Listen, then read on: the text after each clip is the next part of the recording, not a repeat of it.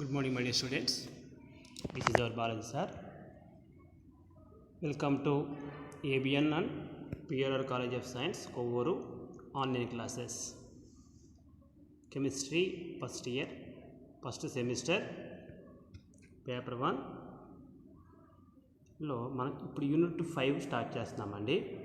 గతంలో ఆఫ్లైన్లో 4 units complete చేసుకున్నాము. అలాగే ఇప్పుడు 5th యూనిట్ స్టార్ట్ చేస్తున్నాం. ఈ 5th యూనిట్లో 3 పార్ట్స్ ఉన్నాయండి. 3 పార్ట్స్లో మనకి లాస్ట్ పార్ట్ మా రమేష్ గారు కూడా చెప్తారు. మిగతా 2 పార్ట్లు నేను చెప్తాను. ఓకేనండి. సో ఇప్పుడు మనం స్టార్ట్ చేద్దాము. ఇప్పుడు యూనిట్ 5కి వచ్చేసరికి first part solutions.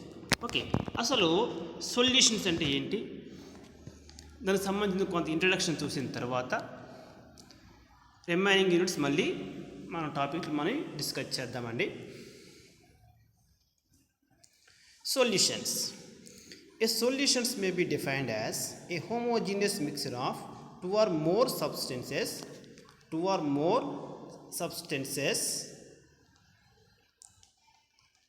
A solution may be of two gases or two solids or two liquids, or a liquid and a gas, or a liquid and a solid. ఒకసారి మనం గట్ట జాగ్రత్తగా గమనిస్తే a solution may be defined as homogeneous mixer of 2 or more substances. ఏవైనా సరే రెండు హోమోజీనియస్గా 2 or more, రెండు అంతకంటే ఎక్కువ హోమోజీనియస్ గట్ట మనం మిక్స్ చేసుకోగలిగితే వాటిని సొల్యూషన్స్ అంటారు.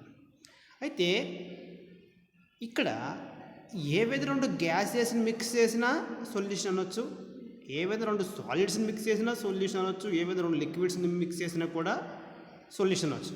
అలా కాకుండా ఒక గ్యాసు ఒక లిక్విడ్, ఒక లిక్విడ్ ఒక సాలిడ్ అలా మిక్స్ చేసినా కూడా మనం వాటిని సొల్యూషన్స్ అంటాం. అయితే మన కెమిస్ట్రీలో మోస్ట్ కామన్గా ఎక్కువగా సొల్యూషన్ అనే పదం ఎప్పుడు ఉపయోగిస్తామంటే ఒక సొల్యూట్ ప్లస్ ఒక సాల్వెంట్ రెండింటిని మిక్స్ చేసినప్పుడు ఆ సందర్భంలో ఎక్కువగా this is called as solution అంటారు. అంటే solute plus solvent that is equal to solution. Next, solute అంటే ఏంటి? The substance which is to be dissolved is called solute. ఎవరైతే డిజాల్వ్ అవుతారో వాళ్ళని సొల్యూట్ అంటారు. అలాగే the medium in which the solute is dispersed to get a homogeneous solution is called solvent. ఇక్కడ జాగ్రత్తగా చూస్తానండి. సాల్వెంట్ అంటే ఇట్ ఇస్ అ మీడియం, ఒక మీడియం అది. అలాగే సొల్యూట్ని తనలోకి డిస్పర్స్ చేసుకొని ఒక హోమోజీనియస్ సొల్యూషన్ని ఫామ్ చేసేది వాళ్ళని సాల్వెంట్ అంటారు. అంటే సింపుల్గా చెప్పాలంటే సొల్యూట్ అంటే డిజాల్వ్ అయ్యేవాడు, సాల్వెంట్ అంటే తనలోకి ఆ సొల్యూట్ని డిస్పర్స్ చేసుకునేవాడు. నెక్స్ట్ తర్వాత అండి, అంటే this is small introduction about solute and solvent and solution. Next, మన సొల్యూషన్లో 2 రకాల సొల్యూషన్స్ ఉంటాయి. ఒకటి ideal solution, 2 non ideal solution. Ideal solution అంటే those solutions which obey Raoult's law at all temperature and concentrations are known as ideal solutions. ఏ solutions అయితే Raoult's లాని obey చేస్తాయో, ఇప్పుడు at all temperatures and concentrations, all temperature దగ్గర all concentration దగ్గర ఈ Raoult's లాని ఒబే చేస్తాయో ఆ సొల్యూషన్స్ని మాత్రం ఐడియల్ సొల్యూషన్స్ అంటారు. నెక్స్ట్, ఈ ఐడియల్ సొల్యూషన్స్కి the best example benzene plus toluene. This is the mixture. This is called as one best example for ideal solution. And further example is CCl4 plus SiCl4. ఇక్కడ చూడండి, CCl4 అంటే 4 suffix యాక్చువల్గా అది. అయితే ఇక్కడ మన టైపింగ్లో అది సఫిక్స్ పెట్టడం రావట్లేదు కాబట్టి పక్కన రాశాను.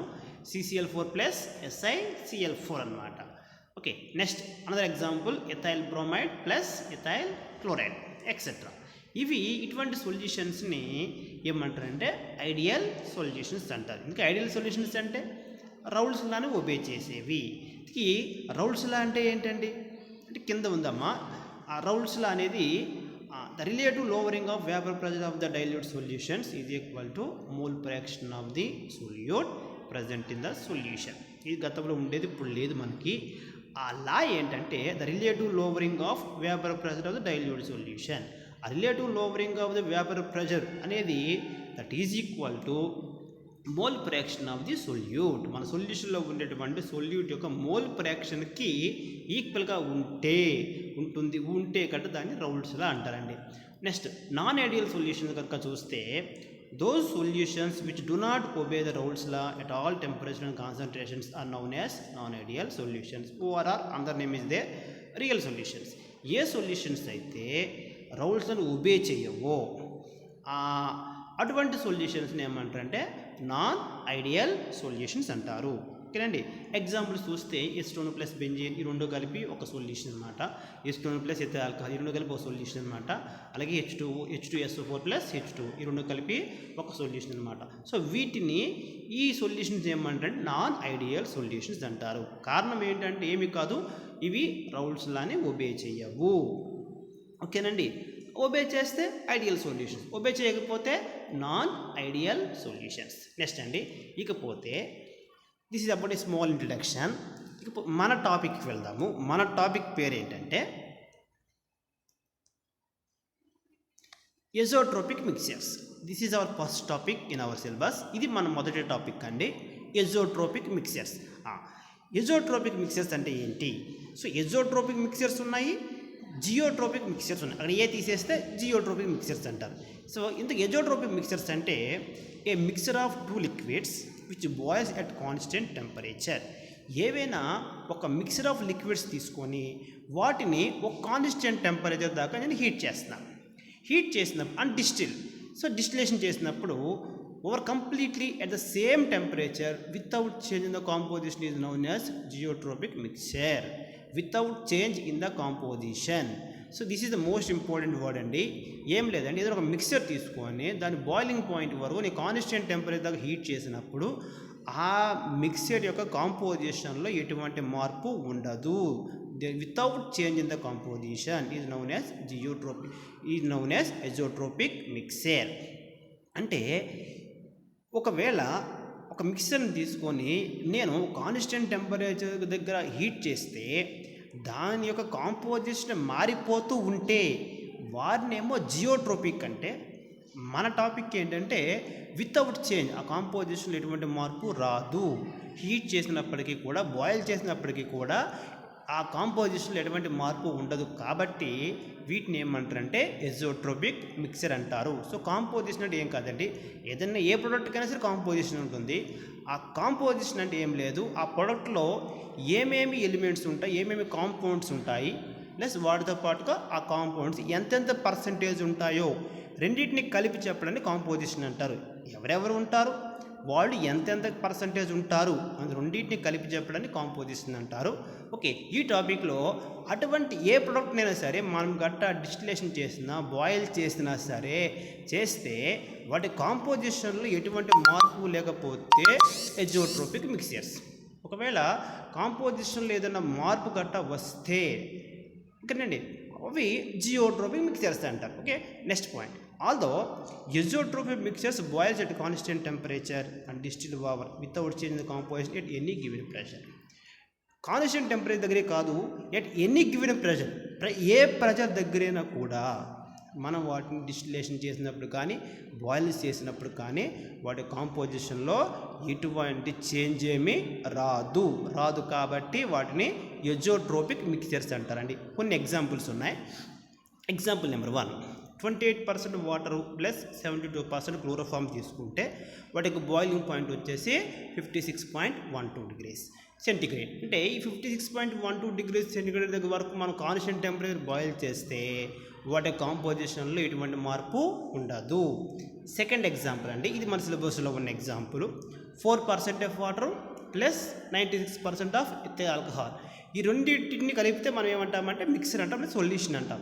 ఈ రెండింటిని కలిపి మనం బాయిల్ చేసినప్పుడు కానీ డిస్టిలేషన్ చేసినప్పుడు కానీ ఎట్ కాన్స్టెంట్ టెంపరేచర్ అంటే ఎంత 78.2 degrees సెంటిగ్రేడ్ కాన్స్టెంట్గా ఉంచి మనం గడ్డ బాయిల్ చేస్తే ఆ మిక్సర్ యొక్క కాంపోజిషన్లో ఎటువంటి మార్పు ఉండదు. Third example 80% of water plus 20% of HCl. So ఈ కాంపోజిషన్లో మనం బాయిల్ చేసినప్పుడు a constant temperature 108 degrees centigrade దాకా హీట్ చేస్తే ఆ కండిషన్లో ఆ మిక్సర్ యొక్క పర్సంటేజ్లో ఎటువంటి మార్పు ఉండదు. సో కాబట్టి ఏ మిక్సర్స్ అయితే వాటి యొక్క కాంపోజిషన్లో చేంజెస్ ఏమీ ఉండవు అటువంటి మిక్సర్స్ని ఎజోట్రోపిక్ మిక్చర్స్ అంటారు. This is our first topic అండి. Next okay, thank you.